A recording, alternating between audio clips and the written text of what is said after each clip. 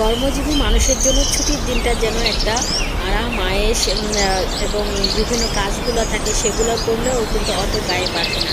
আজকে সকাল সকালই আমি একদম উঠে গিয়েছিলাম ছাদে, আর বৃষ্টির কারণে আষাঢ় শ্রাবণ মাস প্রতিদিনই প্রায় বৃষ্টি হয়।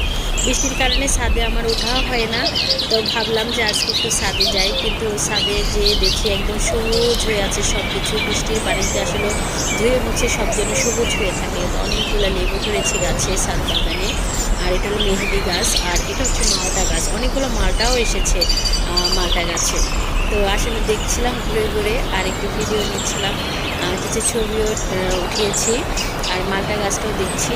আর গত বছর কিন্তু আরও অনেক মালটা এসেছিলো। আর এই যে ফুলের টবগুলো, ফুলগুলো একদম পিঙ্ক কালারের, আর পাতাগুলো সবুজ।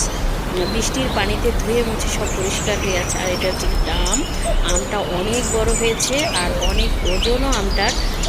একটা আমি হয়েছে একটা গাছে, আমটাও একটু দেখলাম। আর এটা হচ্ছে আমার নিজের হাতে লাগানো ফুল গাছ। আমার খুব ভালো লাগে ফুলগুলা দেখতেও, ফুলগুলো অনেক ভালো লাগে। কিছু ফুল নিচে পড়ে গিয়েছে, আর এই যে আরও কিছু ফুল, মানে বৃষ্টির দিনে যে ফুলগুলা হয় সেই ফুলগুলা দেখতেও কিন্তু অনেক সুন্দর লাগে।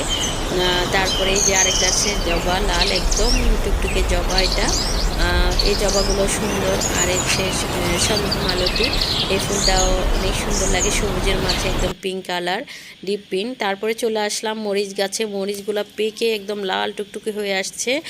তো আমি কিছু মরিচগুলো ছিঁড়ে নিলাম, আর এই মরিচগুলো কিন্তু আমি একদম শুকনা করি না, এভাবে একদম পরিষ্কার করে ধুয়ে আর একটু হালকা করে শুকিয়ে যেতে কোনো পানি না থাকে এগুলো আমি ডিপে সংরক্ষণ করি। আর যেহেতু বিভিন্ন রান্না করি, রান্নার শেষেই যদি একটু ডেকোরেশনের জন্য লাল মরিচ কিংবা সবুজ মরিচ একসাথে মিশিয়ে দিই, তাহলে কিন্তু দেখতে অনেক ভালো লাগে।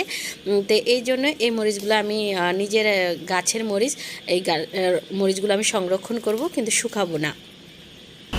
আর অনেকগুলো মরিচ কিন্তু আমি তুলে নিয়েছি এই যে নিজে হাতে, আর খুব ভালো লাগছিল আসলে সকালে।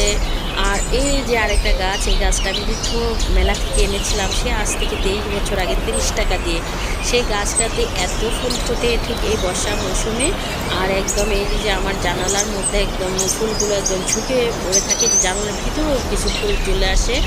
আর সকালবেলা হলেই কিন্তু আমি আগে এই জানালাটা খুলি এবং পর্দাটা সরিয়ে আমি ফুলগুলো পাই। আর এই যে বড় তেঁতুল গাছটা একদম বৃষ্টির পানিতে ধুয়ে মুছে ধুলাবালি সব যে একদম সবুজ, পাতাগুলো একদম আরও ডিপ সবুজ হয়ে যায় বৃষ্টির পানিতে।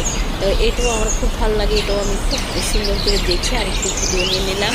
দেখুন আপনাদেরও ভালো লাগবে এই গাছটা।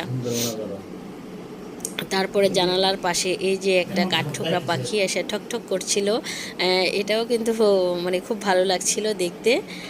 তো সব মিলিয়ে আজকে সকালটা যেন অনেক সুন্দর। আজকে কেন জানি মনে হলো আজকে ছাদে চলে যাই, প্রকৃতির সাথে আজকে একটু সময় বের করে নিয়ে নিজেকে সময় দিলাম, এবং প্রকৃতির সাথে শুধু আমি একাই ছিলাম, আর সব উপভোগ করলাম প্রকৃতিকে। আসলে প্রকৃতি মানুষকে অনেক শান্তি দেয়।